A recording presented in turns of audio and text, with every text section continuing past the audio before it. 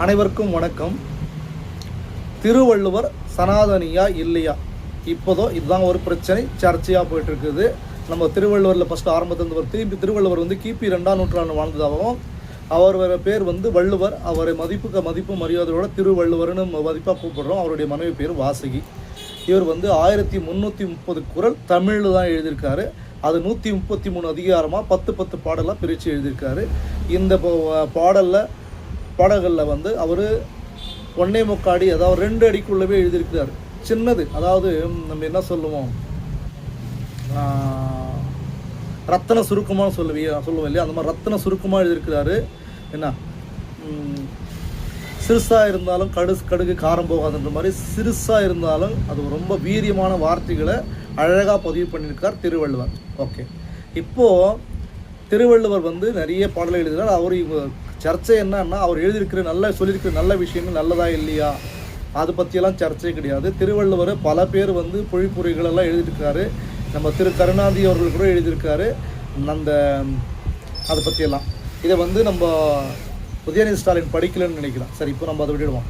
இப்போது அவர் சனாதனியா இல்லையான்னா, டைரெக்டாக சனாதன்ற வார்த்தையை அவர் பயன்படுத்தலை. ஆனால் அவர் சனாதனியா இல்லையான்றதை நிறைய திருக்குறள் மூலமாக விளக்கம் சொல்லியிருக்கார்.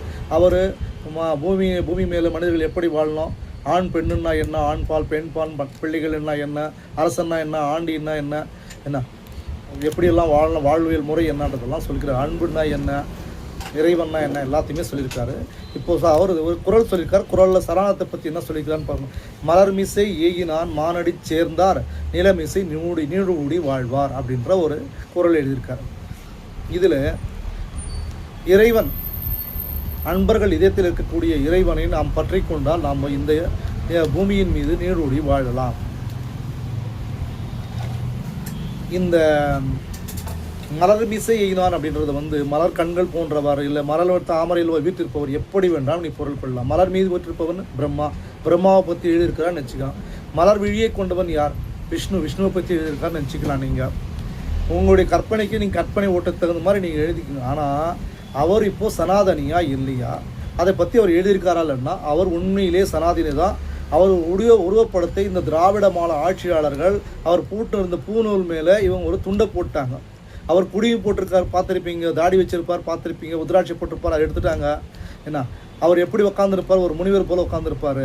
எல்லாத்தையும் மறைச்சிட்டு இன்னைக்கு இவங்க திருவள்ளுவர் ஒரு பொதுமறைன்னு சொல்கிறாங்க. அது உலகமே ஏற்றுக்கும், உலகத்துக்கு எல்லாருக்கும் பொருந்தக்கூடிய கருத்து அவர் எழுதியிருக்காரு. வெறும் சனாதனத்தை பற்றி மட்டும் எழுதலை, உலக பொதுமறையாக தான் எழுதியிருக்காரு. அதை நாங்களே ஏற்றுக்கிறோம்.